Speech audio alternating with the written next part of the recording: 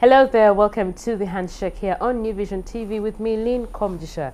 I'm joined by Paul Busharizi. He's here to make us, to remind us of where we stand economically.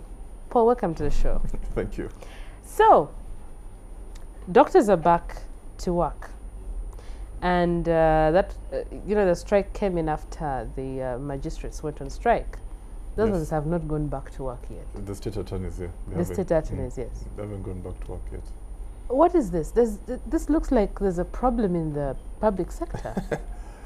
Well, I mean, you can say that. We've known for a long time, for example, that public officials are not well paid. Yeah. Given their training and experience and all that kind of business.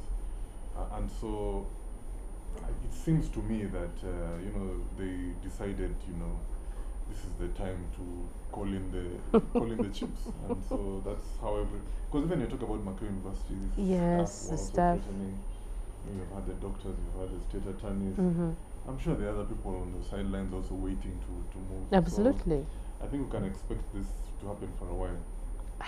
That's terrible for the public. Everyone is looking at these people, and so the question is, Paul, we are paying taxes. That I'm well versed with, but the thing is, are we not paying enough for them to be paid?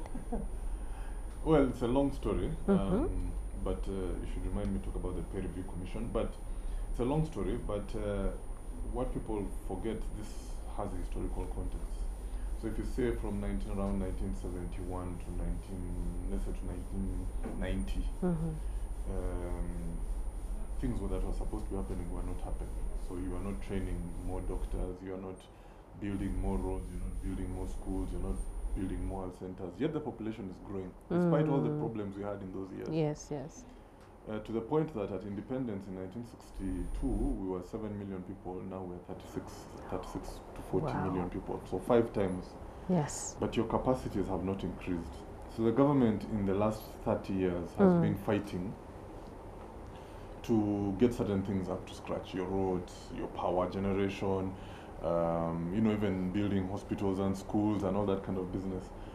I think in hindsight, of course, we're always wiser in hindsight, but in hindsight, you wonder whether we might not have also prioritized the welfare of the public servant to go along with this increments. And I think it's just catching up to them now, catching up to us. I don't know what. So your taxes. Okay, I know there's corruption, so your taxes are not exactly being wasted. Yes. It has built some roads and some schools and some hospitals, but clearly it has not done as much for the welfare of the public servant as we wish it would have. What should be done? Because I'm sure the entire public sector wants to riot now. Say we need our salaries enhanced like every other corner. Well, not to cry over spilt milk as well, I think the smart thing would have been and should be going forward that every year, for example, every so often, every 2 years, every 3 years, whatever, there should be a reassessment of salaries, hopefully upwards, so that you don't get a shock. Now, I mean, like doctors, for example, were asking for the lowest paid doctor, I think, the entry-level doctor, I think gets about 1.4 million gross. So they wanted it to go to 14 million. So there are those who are saying 700. Who are those? Those are interns, I think. Yeah, I think interns. Yes. So they wanted it to go 10 times more. Now,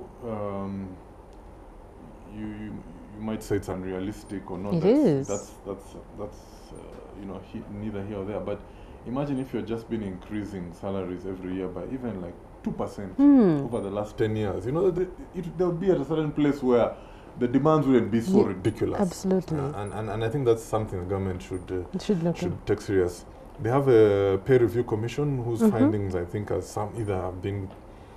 they've completed or they're about to be released. So that should help in structuring. I think there's been a lot of imbalances in how salaries are distributed in the public sector. I mean, you hear salaries in UNRWA, salaries in KCCA, and all these other commissions, CAA and what, and they have not really been going in line with the certain critical services like health and education. So hopefully the peer review commission will kind of find a way to do an objective way how these things go up or down. I hope it will not also be corrupted.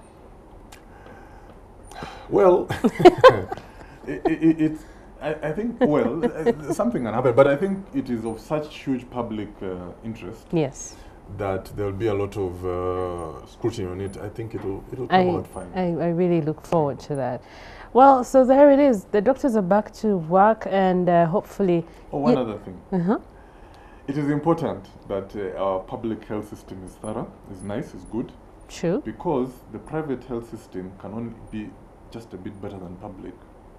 The businessman is not going to create such a huge gap between him and public sector. He's just going to create enough gap that it still remains attractive to the general public. Yes. As a result, if your public health sector is down, your private health sector will not be very much higher. Absolutely. And you will still be having to fly out of the region. So the better we can get our public health sector system, the better the whole health system will be. So the public health system is important that it's thorough. Wow. Interesting. Doctors were saying that now the hospitals are, fully packed with patients, and we don't want that. We don't want people dying and losing out on, of course, manpower for the country. Well, thank you so much, Paul. You're welcome.